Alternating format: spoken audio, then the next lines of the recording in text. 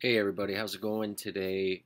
Obviously, the police aren't willing to talk about it, but I think that it's important for us to mention something here about the Barry Sherman murders. Barry Sherman and Honey Sherman were amazing people. They did a lot for everybody in the community. If you needed something, you could turn to them. Look to Frank D'Angelo, look to their children, look to the many associations that they not only looked up to, but helped out. Look at the Jewish community. Everybody loved this couple, and you cannot tell me that there's something that they would want to walk away from. They were just so proud of everything that they were able to achieve. Look at the Senate medal that Honey Sherman just received.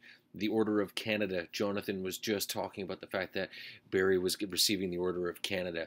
Why would Barry ever want to leave at the climax of his career?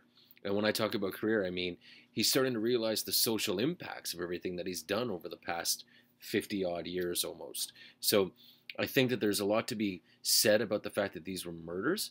There was no chance that Barry would have done any harm to Honey Sherman. And I think all of us need to take a step back and possibly say to ourselves, what are the causes for something like this? How does something like this come about? And I think it's obvious to say that if we look at Teva Pharmaceuticals, there's possibly something underlying there. We know that Teva Pharmaceuticals is an Israeli company that was embroiled in a lawsuit with Apotex. And Apotex itself is saying to itself, we need to be competitive, and the only way for us to be competitive is to steal secrets.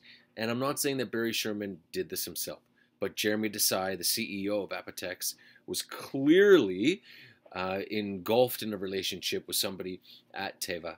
And this was throughout, I believe it was 2013, and it went on for about 2 years, where Barinder was working at Teva Pharmaceuticals, and she was actually able to get files, about 900 files, onto 10 USB sticks over the course of a relationship with Jeremy, and allow Jeremy to understand what sort of things Teva was up to, where they were with regards to government interaction, and where those government interactions would possibly side with them in a chemical sense, a pharmaceutical sense, and what sorts of drugs they were possibly coming up with for the future. So this is a big problem.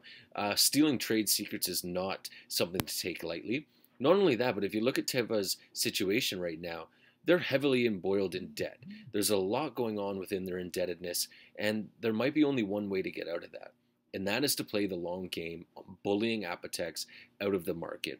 Even if it was a $6 billion swing, $7 billion swing, whatever it is, if there is some sort of swing in the favor of Teva because Apotex is unable to move on, maybe they're willing to take that chance. Also, it's been said that there might be some potential bully offers that would be able to, take Apotex over and allow other companies to start running it and controlling it, absorbing that piece of the market share. Now, mind you, all of this that I'm talking about are just things that I've been reading online and possibilities, but who knows? Apotex might be well covered, and there might not be any opportunity for somebody to take them over. But the reality is that there is possibly some hatred out there.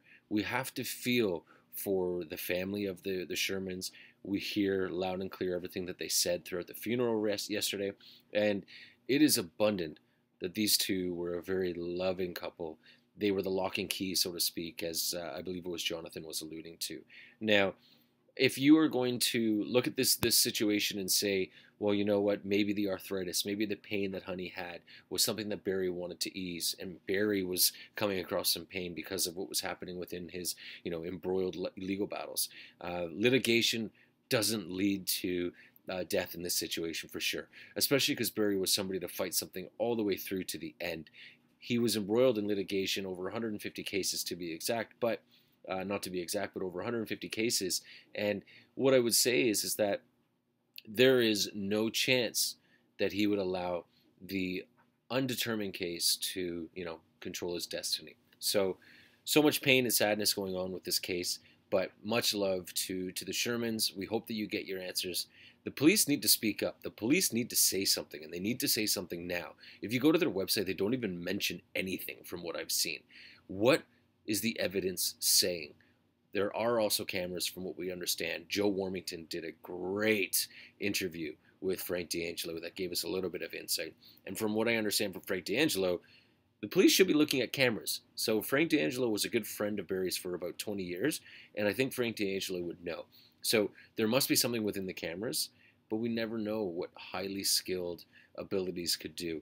Maybe they're able to be undetected on camera, and there is a possibility of that, and that's why the police are also saying that it might be a suicide, a murder suicide. So all in all, keep up the good work. I'm glad that we have the Greenspan. Brian Greenspan is on this, and he's going to try to unroot some truth. But let's keep pushing. Let's get the word out there. Let's get everybody mobilized, reading, interested in this case, because there has to be answers. Thank you very much. Bye.